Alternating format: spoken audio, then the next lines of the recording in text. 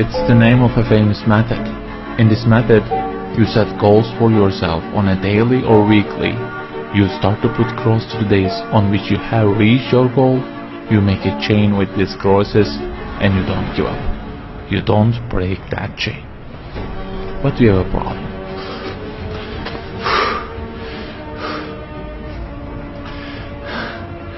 Personal development specialists say that we should have goals. You know, they say like, don't sleep more than 6 hours, learn a language, finish a book every week, don't stop, always run, don't give up on your dream, don't break the chain.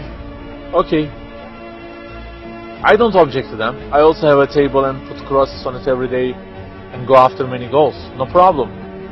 But you know what? They don't talk about the most important part of it.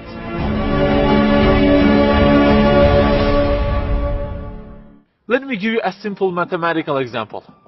Try to imagine that you are adding numbers, and imagine that the numbers you have added up to this year is, for example, 35 in total, and you start from this year. For example, you will add 4 in this year, and then add 8 in next year, and it goes on. And there is an unknown time which counts down, and when it ends, you can't add any other number. Okay, you start the addition. Plus 4, plus 8, plus 7, plus 3. You add ambitiously, you keep adding and adding. Plus 6, plus 5, and okay, they say time is over. Then you realize that you have added the numbers into a giant parenthesis, and there is a zero multiplication at the end of it. It wipes out all the numbers you have added all those years, and the result becomes 0. Of course, you are disappointed. All your efforts have been wiped out by the 0. A regret arises inside of you. You say, I wish I had seen the whole picture at the beginning and realized that 0 and changed it with 1 before I started the addition. I think you got the point. Okay, guys, you may have goals for this year and afterwards. Learning a language, finishing a book every week, increasing your monthly income to $15,000, not sleeping more than 6 hours, etc. But for what? For what do we set goals exactly? Why don't we break the chain? If it is just for a more comfortable or a more respectable life, remember that all this will already be 0 with death. The death will wipe out all of them. The person who knows English will be equal with the one who doesn't know. The one who earns more will be equal with the one who earns less. The one who can reach his goals will be equal with the one who can't. So, if at the end of it, the death will 0 everything, so what is the meaning of adding more numbers with an ambition? It just increases the degree of the disappointment that you will feel. So the logical thing is, seeing the whole picture at the beginning. In this life journey, which will end in an unknown time, my first job must be to prevent death from being 0. Well, can I really prevent death from being 0? I mean, since everything will leave my hands and will be lost, is there any other way that would transform them into something eternal? I mean, isn't there any kind of stamp for eternity that would impress all of the things that I possess and say, look, there is a seal on them and you can't wipe them out, okay? They will remain forever. The only one to say such a thing is the owner of the everything. And he says, كُلُّ شَيْءٍ هَالِكٌ. Everything, the languages you learn, the money you earn, the books you read, everything will be perished, إِلَّا وَجْهًا, except their way towards Him.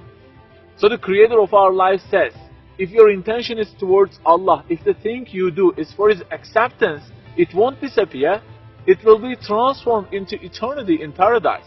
So, learning a language, finishing a book every week, being rich, everything, if they are towards Him and for His sake, eternity stamp being pressed on them.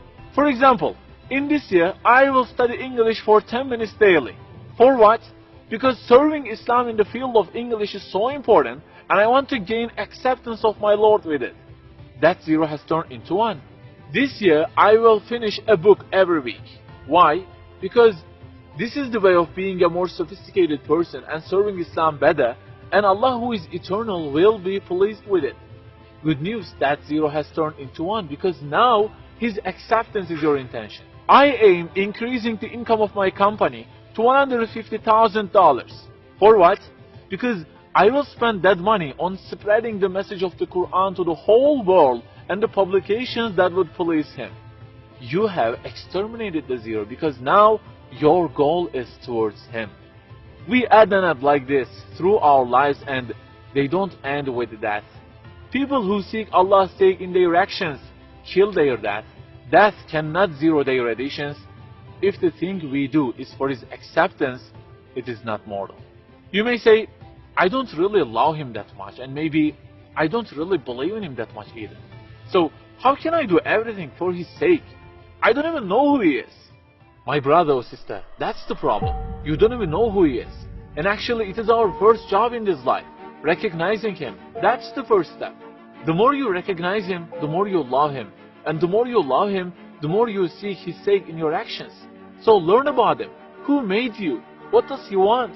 Why does He give you such a billion things in each day? Read, find out. Turning the zero into one is a lifelong process.